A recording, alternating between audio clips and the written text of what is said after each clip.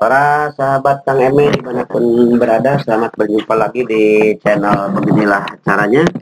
Kita pada kesempatan ini kembali akan membicarakan satu penelitian dan Kang Eme akan mengajak Anda untuk mempelajari bagaimana kita melakukan uji hipotesis kausalitatif.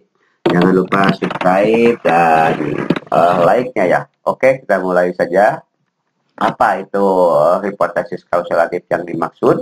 Bahwa hipotesis kausalitatif maksudnya hipotesis yang menyatakan adanya hubungan sebab akibat antara dua variabel. Ini sering dilakukan oleh para mahasiswa yang mengadakan penelitian untuk skripsi atau untuk tesis dengan penelitiannya kuantitatif. Dalam hipotesis sebab akibat akan nampak jelas adanya variabel dependen atau yang dipengaruhi dengan variabel independen atau variabel bebas, atau variabel yang mempengaruhi. Jadi apabila ada hipotesis yang menunjukkan hubungan sebab akibat, yang satu disebabkan oleh yang lain, atau variabel yang satu sebagai variabel penyebab independen atau variabel bebas, sedangkan variabel yang lainnya merupakan variabel dependen atau variabel yang variabel yang yang mempengaruhi. Formulasi hipotesis sebab akibat sering ditandai dengan kata-kata pengaruh.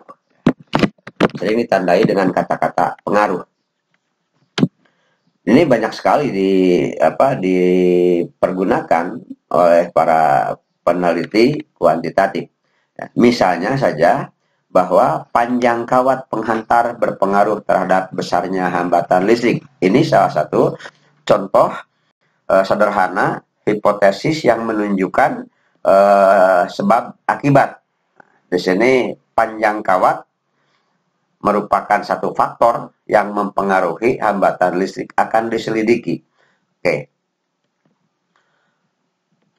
Hipotesis kausalitatif itu mungkin bersifat korelatif, tapi mungkin juga bersifat komparasi.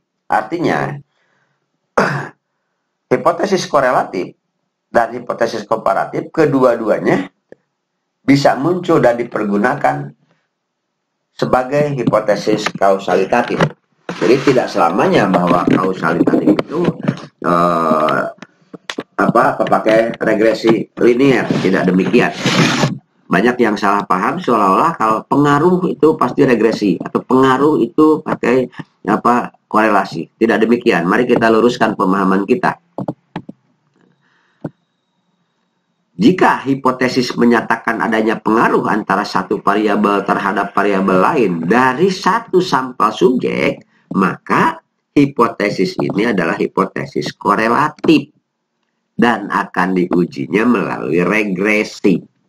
Sekali lagi dipahamkan. Jadi ada hipotesis kausalitatif yang menunjukkan variabel independen dan variabel dependennya berasal dari satu subjek sampel, di mana baik variabel independen maupun variabel dependen dua-duanya memiliki data berbentuk angka yang akan dihubungkan sehingga nanti akan terlihat apakah yang satu berpengaruh terhadap yang lain ataukah tidak. Hipotesis yang demikian bersifat korelasi dan diujinya melalui regresi linier. Misalnya tadi panjang kawat penghantar berpengaruh terhadap besarnya hambatan listrik. Perhatikan benar, hipotesis ini bisa diuji melalui data survei. Surveinya di sini bukan angket, tapi kita akan mengukur sejumlah kawat. Setiap kawat diukur panjangnya, diukur besarnya hambatan. Sekali lagi, setiap kawat diukur panjang kawatnya, diukur hambatan listriknya. Jadi variabel panjang dan variabel hambatan listrik itu pada satu kawat yang sama. Nah, kemudian nanti akan ada kelompok data panjang berbagai kawat dan hambatan berbagai kawat, di mana yang panjang kawat A pasti dengan hambatan kawat A. Itu. Nah, inilah yang bersifat korelatif dan akan diujinya melalui regresi linier. Nah, jika hipotesis menyatakan aja pengaruh antar satu variabel terhadap variabel lain, di mana variabel bebas berupa perlakuan, sedangkan variabel terikatnya merupakan hasil dari perlakuan, maka hipotesis ini merupakan hipotesis komparatif. Dan diujinya pun diuji melalui uji komparatif. Misalnya, penggunaan zat X berpengaruh terhadap kecepatan pengeringan coran beton. Mari perhatikan kenapa saya katakan ini merupakan komparasi. Hipotesis ini akan diuji melalui penelitian eksperimen, di mana kita akan membuat dua sampel kelompok. Satu kelompok sampel, tentu saja sampel coran beton. Kita eksperimen. Satu kelompok beberapa blok beton lah, menggunakan zat X. Kemudian di pihak lain, ya, kita membuat coran beton tanpa zat X. Yang diukur nanti apanya? Bukan zat X. Yang diukur adalah waktu atau kecepatan pengeringannya. Kecepatan. Nanti akan ada dua kelompok data. Kecepatan pada kelompok beton yang menggunakan zat X dan kecepatan pada kelompok beton yang tidak menggunakan zat X. Jadi kelompok data dua-duanya variabel yang sama, yaitu kecepatan pengering atau durasi waktu. Durasi waktu kelompok A dan durasi waktu kelompok B, di mana kelompok A tidak pakai zat X, kelompok B banyak pakai zat X. Itulah, kalau kita akan membandingkan. Nah, kemudian bagaimana kita menyimpulkan pengaruh ada tidak adanya pengaruh? Dengan perbandingan. Maka begini kriterianya. Jika yang menggunakan X dan yang tidak menggunakan X mempunyai durasi yang secara statistik sama, berarti tidak berpengaruh. Bila menunjukkan perbedaan, tentu saja perbedaan yang signifikan secara statistik berarti adanya pengaruh. Jadi tidak adanya pengaruh penggunaan zat X terhadap kecepatan pengeringan coran beton tidak korelatif, tetapi komparatif. Oke, saya kira sudah cukup paham. Baik, bersama ini akan saya lakukan dengan contoh-contoh konkret yang kita akan nanti langsung setiap contoh akan kita lakukan uji hipotesisnya. Ada 3 contoh di sini. Satu, penggunaan zat X berpengaruh terhadap kecepatan pengeringan coran beton tadi. Yang kedua, panjang kawat penghantar berpengaruh terhadap besarnya hambatan listrik. Yang ketiga, penggunaan film heroik dalam pembelajaran PKN mempengaruhi sikap nasionalisme siswa. Baik, masing-masing mari kita lihat bagaimana menguji ketiga hipotesis ini. Baik, mari kita lihat kelompok yang ke-1. Ya. Kalau lihat kelompok yang ke-1.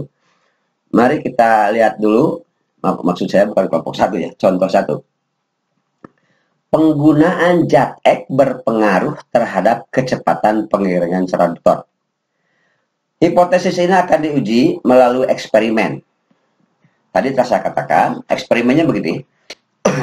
Kita membuat satu kelompok coran beton terdiri atas beberapa blok, ya bisa 30, 40, 10 dan sebagainya lah. Terserah. Dan tidak perlu sama. Yang satu kita tidak pakai zat X. Kita ukur nanti sampai kering itu berapa jam. Di satu pihak kita akan membuat pula kelompok coran beton yang menggunakan zat X dan akan kita ukur pula durasi pengeringannya. Berarti nanti kita punya dua data. Satu data waktu pengeringan pada beton yang tanpa zat X, data yang lain satu kelompok sampel data, satu sampel data yang menunjukkan waktu yang dibutuhkan atau waktu pengeringan beton menggunakan zat X. Nah, maka nanti kita akan bandingkan. Kalau hasil perbandingan menunjukkan adanya perbedaan, berarti hipotesis diterima. Kalau menunjukkan kesamaan, berarti hipotesis ini ditolak. Mari kita lihat. Nah, di sini saya sudah punya data. Data yang ini adalah waktu yang dibutuhkan untuk pengeringan beton tanpa zat X. Di sini jadi ada beberapa beton yang kita ukur di sini tanpa menggunakan X. Sedangkan yang ini adalah satu kelompok lagi, yaitu yang menggunakan yang diberi perlakuan dengan memberikan zat X. Perhatikan, karena ini adalah jam, durasi waktu diukurnya oleh jam, berarti data ini adalah data rasio. Nah, kita ingat syarat-syarat pemilihan teknik uji hipotesis. Apabila datanya interval atau rasio, maka ada dua kemungkinan. Kalau data ini terdistribusi normal, kita akan menggunakan metode statistik parametrik. Tapi bila tidak normal distribusinya, maka kita akan menggunakan non parametrik. Dan kita lihat dulu. Jadi pertama lihat data. Nah, ternyata datanya adalah data rasio. Nah, kalau data rasio kita berarti harus melihat dulu normalitas. Bila normal, maka menggunakan parametrik. Bila tidak normal, menggunakan non-parametrik. Kemudian jenis ujinya apa? Nah, kita lihat. Jadi dua kelompok. Kita ingat pada komparasi ada dua macam. Ada dua kelompok berpasangan, ada dua kelompok independen. Ini yang satu kelompok coran tanpa X, yang satu lagi kelompok coran menggunakan dua kelompok sampel ini terpisah, tidak mempunyai kaitan satu sama lain. Berarti ini adalah dua sampel independen. Baik, sekarang berarti langkah pertama adalah menguji apakah kedua data ini berdistribusi normal atau tidak. Oke, sahabat masih ingat Anda bagaimana caranya menguji distribusi data, apakah normal atau tidak. Kita masukkan data ini ke SPSS. Mari kita lihat. Nah, mari kita lihat. Di sini sudah saya masukkan untuk menguji apakah normal atau tidak. Nah, ini adalah yang tanpa menggunakan X. Ini adalah yang menggunakan X. Mari kita dua-duanya kita lihat distribusi datanya. Masih ingat? Untuk tes normal itu kita gunakan non-parametric test. Kita pakai one sample KS. Oke. Kita masukkan saja ini. Ya. Oke. Checklist normalnya. Karena kita akan tes distribusi normal. Nah, normal. Kalau uniform berarti kesatuannya atau homogenitasnya. Kita oke saja. Nah, ini hasilnya. Masih ingat bagaimana menentukan hasilnya normal atau tidak? Nah, lihat signifikansinya aja. Gampang kriterianya. Bila signifikansi ini lebih dari 0,05 berarti normal. Bila kurang tidak normal. Sekarang kita lihat hasilnya, ternyata kedua kelompok data itu signifikansi normalitasnya 0,2. 0,2 lebih dari 0,05. Kesimpulannya, data yang kita miliki terdistribusi normal. Oleh karena itu, Nah, oleh karena itu, uji hipotesis yang akan kita gunakan adalah menggunakan uji beda dua sampel independen dan jenis statistiknya parametrik. Nah, apa itu? Nah, ini kita akan menggunakan komparmen untuk dua sampel independen yang disebut dengan uji T. Nah, mari kita lakukan saja. Perhatikan cara penyimpanan datanya berbeda. Cara penyimpanan datanya berbeda. Inilah datanya. Jadi kita ada dua kelompok. Data kelompok 1 disusul dengan data kelompok 2. Mari kita lihat. Nah, kelompok 1 itu waktu pengeringan, ya, pengeringan. Sedangkan Y-nya di sini adalah kelompok. Kelompoknya terdiri atas 1. Nah, kita lihat di sini. 1 itu tanpa pengeringan dan kedua memakai pengeringan. Mari kita lakukan uji beda. Sekali lagi ini adalah kita akan menggunakan statistik parametrik. Kenapa parametrik? Sekali lagi saya katakan karena 1. Datanya berskala rasio. Yang kedua, distribusi data terdistribusi normal. Maka dua syarat parametrik terpenuhi. Oleh karena itu, kita akan pakai parametrik perbandingan dua sampel.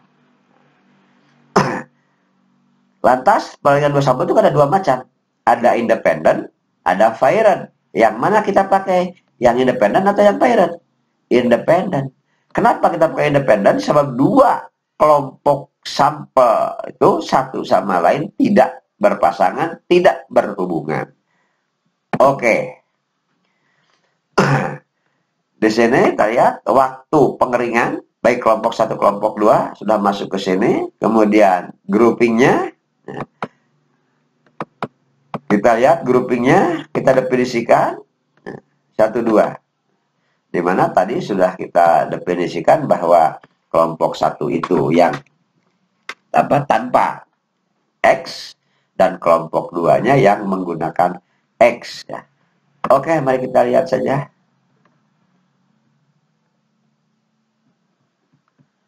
Mari kita lihat saja, ya. Nah,